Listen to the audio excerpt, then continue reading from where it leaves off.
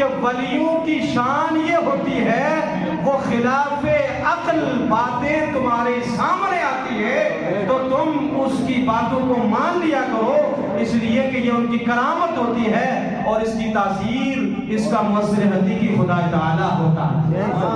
اسی طریقے سے آپ دیکھیں کہ ہمارے جتنے بھی اولیاء کرام ہیں بہت ساری ان کی کرامات ہیں، پر کوئی مخصوص کرامت ایسی ہوتی ہیں جو آج تک عوام تک چلی آتی ہے۔ مثال کے طور پر بابا غلام شاہ بادشاہ رحمت اللہ تعالیٰ علیہ کا بہت ساری کرامات ہیں، مگر ان کرامات میں سے ایک کرامت کیا تھی کہ آپ کے چولہے میں لکڑی جو جل رہی تھی وہ جل نہیں رہی تھی تو آپ نے جلال میں آ کے کہا اگر جلتی نہیں تو پھلتی رہی، یہی فرمایا تھا۔ تو آج بھی وہ سدا پھل 300 سال کے بعد بھی وہیں پر قائم ہے اور پھل جو ہے سال میں ایک بار آتے ہیں، لیکن آپ نے اندازہ کیا ہوگا کہ جس موسم میں جائیں کس حالت میں جائیں آپ کو وہ درخت لدا ہوا نظر آئے، لدا ہوا ہے نہیں، کیوں؟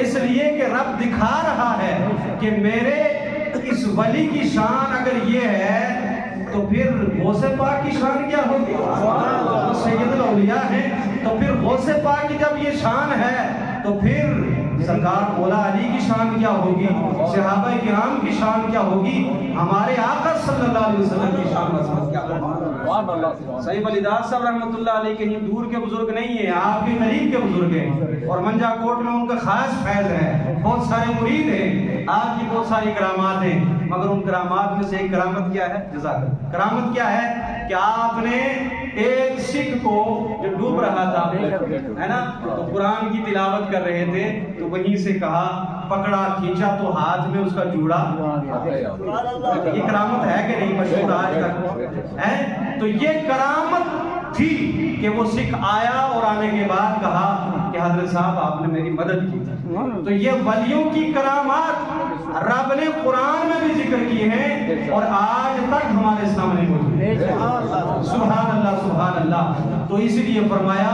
کلما دخل علیہا زکریا المحراب وجد عندها رزقا، اور جیسے جیسے وہ داخل ہوتے تو وہاں پر وہ رزق پاتے۔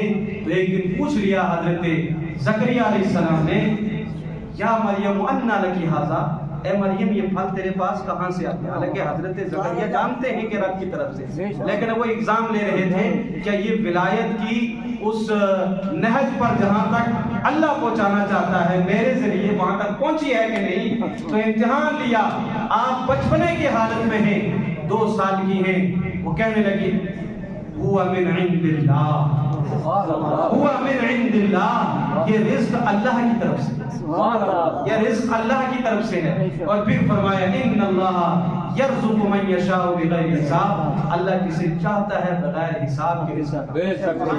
یہ کیوں فرمایا؟ اس لیے کہ اس دنیا بھی ایک مثال ہے۔